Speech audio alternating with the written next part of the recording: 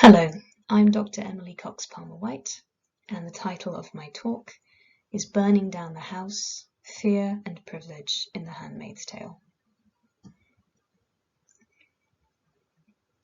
The figure of the handmaid has transcended the novel from which it originated. The blood-red robe and white bonnet claimed its place in mainstream television, and from there swiftly became an iconic symbol of female oppression and feminist resistance. But if the handmaid is to be a mascot for feminism, then we must ask ourselves, does the novel and the explosively popular TV series live up to the needs of modern feminism? At the end of season 2 of the TV series, a house is set on fire in order to enable our protagonist, Offred, to escape the dystopian regime of Gilead, formerly the US, with her newborn baby. But at the last moment, Offred decides to stay in order to continue fighting for her other child, Agnes. As she does so, she pulls up her red hood defiantly and stares menacingly into the camera as the Talking Heads song Burning Down the House plays. The message seems clear. The symbolic destruction of a home constitutes an act of resistance. Offred's mission is implied to be the destruction of all the oppressive homes of Gilead. Audre Lorde famously wrote that the master's tools will never dismantle the master's house. Echoing Lorde's words, the aim of the TV show seems to be to dismantle or to burn the master's house. But how successful is Offred or the TV series at challenging oppressive patriarchal systems? In the novel, as well as the popular TV adaptation, a fertility crisis prompts a Christian fundamentalist organization to seize control of the US government, forcing a few remaining fertile women to serve as handmaids to powerful state leaders, known as commanders. The theocracy of Gilead is formed, and here handmaids are ritually raped during a monthly ceremony.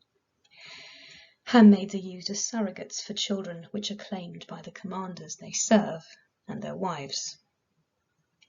Both the novel and the TV series artfully play with the idea of the household, making the sphere of the home seem threatening. In the novel, everyday domestic objects are made to appear sinister. Chandeliers and brass hooks for hanging clothes represent opportunities to commit suicide. Freshly baked bread is described cannibalistically as warm like flesh, and the reader is often reminded of the deadly possibilities of seemingly innocuous objects like knitting needles, kitchen knives, and garden shears. In the TV series, the house is made to seem similarly threatening and claustrophobic through numerous close-up shots of Offred's face, often used during scenes within Offred's own small, colourless room. She seems restricted by the camera's gaze, trapped by its edges, as the narrow corridors of the house seem to close in on her. The greyish colour scheme of the house is offset with the unpleasantly vibrant hues of the handmaid's blood-red robes and the almost sickeningly rich hues of the domineering vivid blue dresses which the commanders' wives wear, signifying an aggressive sort of chastity and purity in contrast to the sexual connotations of the handmaid's red garments. In the novel, as in the series, the household is a sinister microcosm of the state's control over women through the construction of gender and sex. For the philosopher Giorgio Agamben, the state's management of the domestic private sphere, as well as the political public realm, is not a novel concept existing only in dystopian fiction, but is rather a fundamental method through which governments maintain control. The domestic sphere is entwined with the managerial apparatus of government, a concept which Agamben traces back to the ancient Greeks, termed oikonomia. Oikonomia, the origin of the modern term economy, means to Greeks administration of the house, notes William Watkin, going back to the ancient Greek and later Christian conception of government as based on divine right and God's sanction. Agamben also looks at the religious roots of sovereign power as bestowed by God onto the sovereign. God presides through the sovereign over the meticulous management of men and things. Adopted by Christian theologians to describe the division and operation of God's power, Agamben explains that oikonomia makes possible a reconciliation in which a transcendent God can take charge of the world. Thus, an ancient indistinction between political activity and political authority can be viewed as the basis for modern biopolitics. Or simply, as God sees all, knows all, and channels aspects of his power through the sovereign, the idea of rule by divine right blurs the distinction between that which is under state control and that which is part of private life. The boundaries between the private domestic sphere, the oikos, and the sphere of the city and the state, the polis, are ill-defined. We can see the significance of Agamben's conception of oikonomia when we consider the oppression of women in The Handmaid's Tale as under a Christian fundamentalist totalitarian regime. Gilead is ruled by a series of commanders who are also the heads of households. The commanders maintain rigorous and strict control over the domestic sphere, and by controlling the roles of women within that sphere, the handmaids are used for procreation only, the wives are utilised for childcare, and other women called Marthas are used for domestic labour. For the commanders, there is almost no distinction at all between public and private life. Here is a picture of the commanders gathering at a Rachel and Leah centre in the TV adaptation, where the handmaids are processed. They preside over the control of the domestic through the training of handmaids. As a theocracy, the leaders believe their oikonomic management of the state is sanctioned by God, who gives them authority by divine right. As Offred narrates in the novel, household, that is what we are. The commander is the head of the household. The house is what he holds. To have and to hold, till death do us part. The reference here to marriage vows connects state processes with domestic relationships. The play on the word household here suggests the way in which men paternalistically rule, like the little gods of their own homes.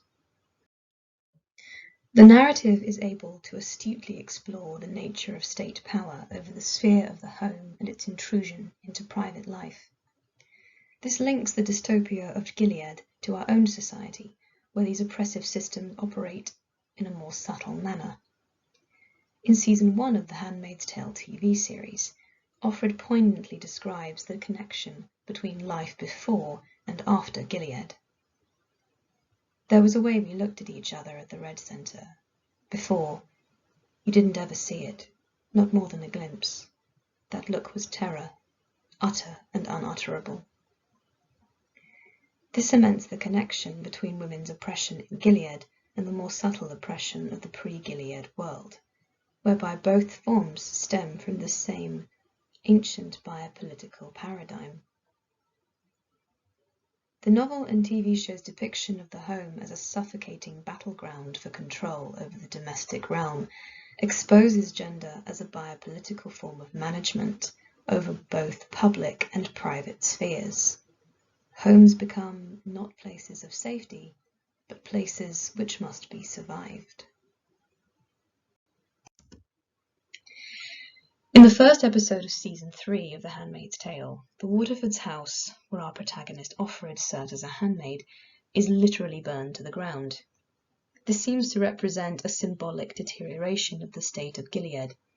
At the same time, another handmaid escapes Gilead with Offred's baby to Canada. The atrocities of Gilead's government are gaining global attention, and rebellion is in the air. However, the dramatic destruction of the house which imprisoned Offred for 2 harrowing seasons strangely lacks impact. It seems purely symbolic and fails to include any sort of real discussion about how patriarchy can truly be dismantled. I think this is because the TV series, and to an extent the novel, has an ability to comment very insightfully about the nature of power of the master's house, but does not necessarily have the tools necessary to break it down. The TV series particularly is limited in its scope because of its widely criticised decision to portray a post-class and post-race Gilead, which, while we're at it, erases through omission the existence of non-cis people. Sophie Lewis scathingly describes both novel and TV adaptation as a wishful scenario at least as old as feminism itself. Cisgender womanhood, united without regard to class, race, or colonialism, can blame all its woes on evil religious fundamentalists with guns. While the novel is perhaps deliberately ambiguous when it comes to the ways in which race and class function in Gilead, the TV series' refusal to engage with race seems startlingly insensitive, and, apart from anything else, quite implausible. Show writer Bruce Miller's narrative seems to suggest that, overnight, Christian fundamentalists decided to ignore their history of white supremacy and embrace enlightened, anti-racist stance when it came to the universal oppression of all women. The potentially dangerous aspect of this dramatic choice is its implication that misogyny occurs in a vacuum, separate from race and class. The fact that a popular prestige TV show all about feminism seemingly dismisses an intersectional approach to gender and sex should perhaps raise alarm bells.